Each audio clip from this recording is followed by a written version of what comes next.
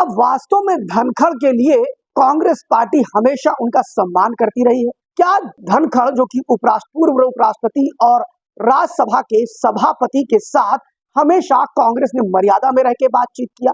आखिर क्या कारण है कि मोदी के विरोधी, सरकार के विरोधी इस समय धनखड़ को प्रेम करने के लिए आतुर हो चुके हैं? ऐसे ऐसे यूट्यूबर जो कभी धनखड़ पर एक एपिसोड चलाते थे और उन पर जी भर करके उनके खिलाफ आग उगलते थे, आज उनकी भाषा बदल गई। क्या कारण है कि ये भाषा बदली है, इसकी करेंगे हम समीक्षा। तो देखते रहिए लाइव न्यूज़ 24।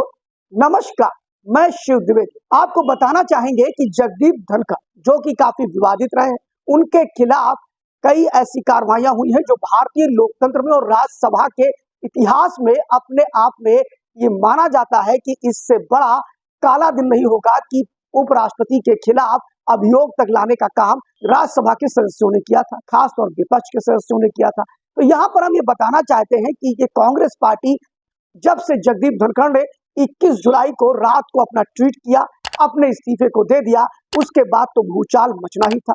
विभिन्न दलों ने क्या क्या कहा, कैसे कहा, ये सारी चीजें हम आपको बताने जा रहे हैं।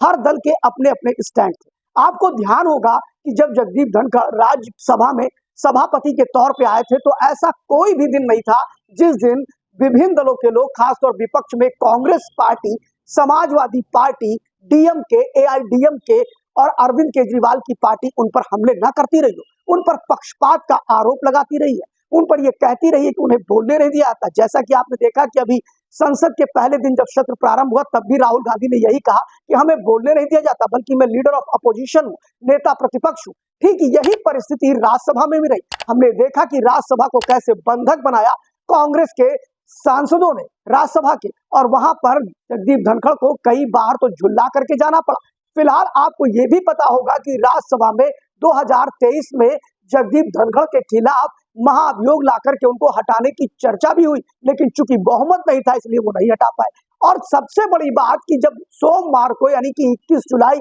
2025 को संसद का शीतकालीन सत्र प्रारंभ हुआ, उस दिन भी जयराम रमेश और मल्लिकार्जुन खड़गे ने टिप्पणी कर दिया कि हम विपक्ष को बोलने नहीं दिया जाता, हमारी बातें सुनी नहीं जाती। ऑपरेशन सिंदूर पे हमने जो नियम 267 के तहत बहस कराने की बात करी वो सुनी नहीं गई। यानी एक तरह से सभापति पर वो शाम को तक हमलावर रहे कांग्रेस के लोग, यानी पहले दिन भी। लेकिन ऐसा क्या हुआ कि अचानक सब कुछ बदल गया? धनखड़ का इस्तीफा देने के बाद अब हम उन लोगों की बात करेंगे जो धनखड़ के सर्व विरोधी रहे, जैसे कि जयराम रमेश, कांग्रेस पार्टी के बड़े नेता हैं। अक्सर उनके बयान विवादों में रहते हैं, वो जब मन होता है, जो मन होता है वो बोल देते हैं। जयराम रमेश और अगर बात करें जगदीप धनखड़ के बीच में, तो राज्यसभा में बड़ी ही तीखी नोकझोंक के भी हम नजारे देख चुके हैं, जो कि कहीं ना कहीं मर्यादा को तार तार करते थे। और आपने जया बहादुरी और जगदीप धनखड़ के बीच में भी तीखी नोकझोंक देखी होगी, मल्लिकार्जुन खड़गे के बीच में भी। लेकिन बात यह आती है कि अब जयराम रमेश जो कि कांग्रेस पार्टी के नेता है, उनका कहना है कि जगदीप धनखड़ जो कि 4:30 बजे तक बिल्कुल नॉर्मल थे, उन्होंने जो स्वास्थ्य का हवाला दिया है उसमें कुछ दाल में काला है। सरकार ने उन पर दबाव डाला है कि वो रिजाइन करे। अंदर की क्या बात है ये सरकार बताए। फिलहाल उन्होंने ये भी आग्रह किया कि जगदीप धनखड़ यानी कि उपराष्ट्रपति को रिजाइन देने से प्रधानमंत्री मोदी इंटरवीन करे, हस्तक्षेप करे और उन्हें रोके। लेकिन इसके बावजूद भी उनका इस्तीफा मंगलवार को स्वीकार कर लिया गया। राष्ट्रपति भवन से अधिसूचना भी जारी कर दी गई। ये सिर्फ एक व्यक्ति की बात नहीं है जयराम रमेश की। उसके बाद अगर हम बात करेंगे तो नीरज डांगा जो कि कांग्रेस पार्टी के सांसद हैं राज्यसभा में, उन्होंने भी बड़ा तगड़ा बयान दिया और जगदीप धनखड़ के साथ खड़े दिखाई पड़े और उन्होंने कहा कि एक किसान के बेटे के साथ डिस्क्रिमिनेशन किया गया है। इसके बाद अगर हम बात करते हैं तो मल्लिकार्जुन खड़गे ने सधे हुए शब्दों में कहा कि अगर स्वास्थ्य कारणों से उन्होंने रिजाइन किया है तो अच्छी बात है, लेकिन अगर ये कारण नहीं है तो और गड़बड़ बात है। इसी तरह अगर हम समाजवादी पार्टी की बात करें तो वहां अखिलेश यादव की लाइन लगभग उनके सारे नेताओं ने ले लिया। अखिलेश यादव ने सीधे सीधे कहा कि स्वास्थ्य कारणों का हवाला दिया है, अब इस पर हमें कुछ भी नहीं कहना है, इस पर अंदर क्या है बाहर क्या है इस पर हम चर्चा नहीं करेंगे। लेकिन कांग्रेस पार्टी का प्रेम अब तो जगदीप धनखड़ को बिल्कुल चिपकाए ले रहा है। आपको बताया दे रहा है कि जगदीप धनखड़ के खिलाफ गांधी प्रतिमा संसद भवन पर जमकर हंगामा किया था आम आदमी पार्टी, कांग्रेस पार्टी, टीएमसी के कल्याण बनर्जी, इन लोगों ने। और टीएमसी के कल्याण बनर्जी ने तो शायद भारतीय लोकतंत्र के इतिहास में जितनी गंदी हरकत जगदीप धनखड़ उपराष्ट्रपति के लिए की थी उतना तो आज तक के इतिहास में नहीं हुआ। जब वो जगदीप धनखड़ के खिलाफ यानी कि राज्यसभा के सभापति के खिलाफ बाहर आकर के विरोध कर रहे थे 2023 में, तो वहां पर आपको बता दें कि सभी पार्टियों के सांसद जब मकर द्वार पर थे तो कल्याण बनर्जी मिमिक्री कर रहे थे जगदीप धनखड़ की, और उसकी मिमिक्री का वीडियो बनाने का काम राहुल गांधी कर रहे थे, जिसको लेकर के भी बड़ी बातें हुई थी और काफी छीछा लेदर हो गई थी कांग्रेस पार्टी की। लेकिन इसके बावजूद भी कांग्रेस पार्टी रुकने का नाम नहीं ले रही थी, लगातार हमले कर रही थी। आम आदमी पार्टी भी जगदीप धनखड़ पर हमले कर रही थी, लेकिन कल से तो ऐसा पैतरा बदला कि आप देखते ही रह जाएंगे। सोमवार के बाद एक यूट्यूबर है रवीश कुमार, आपको बता दें कि रवीश कुमार ने जगदीप धनखड़ को 2023 में जब राजस्थान में विधानसभा के चुनाव हो रहे थे उसको लेकर के भी उन्होंने लगभग 45 मिनट का एक एपिसोड बनाया था, और लग रहा था राष्ट्रपति नहीं कोई गली का व्यक्ति है जिस पर वो इस तरह की टिप्पणियां कर रहे थे। जिस तरह की टिप्पणियां रवीश कुमार कर रहे थे जगदीप धनखड़ पे, वह बिल्कुल बचकानी टिप्पणी थी। वो कह रहे थे कि 2023 में जो जगदीप धनखड़ राजस्थान में मंदिरों के दर्शन करने के लिए निकले थे चुनाव के दौरान, जब चुनाव आचार संहिता लागू थी। बड़ी अटपटी बात थी रवीश कुमार की। वो कह रहे थे इससे लोगों को प्रभावित कर रहे हैं, वोट बैंक को प्रभावित कर रहे हैं। लेकिन सबसे बड़ी बात यह है कि जगदीप धनखड़ ने ना तो एक पब्लिक मीटिंग की थी, ना वो पब्लिक से मिल रहे थे।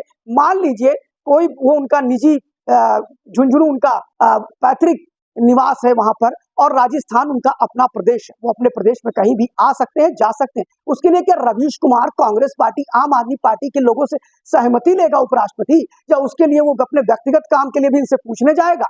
तब तो ये जगदीप धनखड़ को इस तरह बुला भरा कह रहे थे। जब प्रधानमंत्री मोदी किसान के बेटे की बात कर रहे थे तब ये लोग कह रहे थे जगदीप धनखड़ कौन से किसान परिवार से आए हैं, कहां से आए हैं।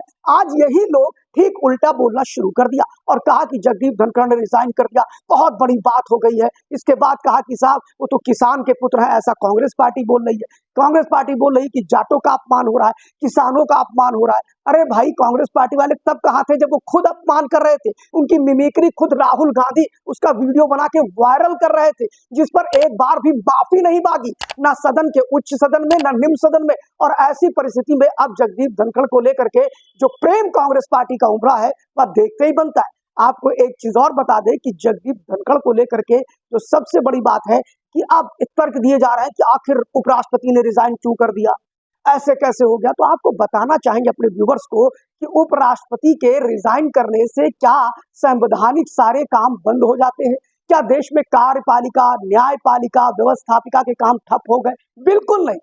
देश में उपराष्ट्रपति पहले भी रिजाइन करते रहे। आपको बता दें कि आर वेंकट रमन और इसके अलावा वीवी गिरी और भैरव सिंह शेखावत, ये तीन ऐसे थे जिन्होंने मिड टर्म में ही रिजाइन किया था। उसमें तो कोई भूचाल नहीं मच गया था। इसके अलावा अगर हम बात करें तो इन तीनों ने राष्ट्रपति चुनाव लड़ने के लिए किया था। हाँ, ये बात सही है कि आखिर रिजाइन क्यों किया गया इसका पता लगना चाहिए। लेकिन जब पूर्व उपराष्ट्रपति जगदीप धनखड़ खुद अपने लेटर में इस बात को उल्लेख करते हैं कि स्वास्थ्य कारणों से वो रिजाइन किया, तो ये बात उन्हीं से पूछनी चाहिए। फिलहाल पर्दे के पीछे कुछ भी हो, लेकिन उस पर मोदी विरोधी जो बात का बतंगड़ बना रहे हैं वो कहीं भी जायज नहीं है। और कांग्रेस का प्रेम तो देखते ही बनता है। कांग्रेस का धनखड़ प्रेम उनके दोहरे चरित्र को प्रदर्शित करता है। देखते रहिए लाइव न्यूज़ 20।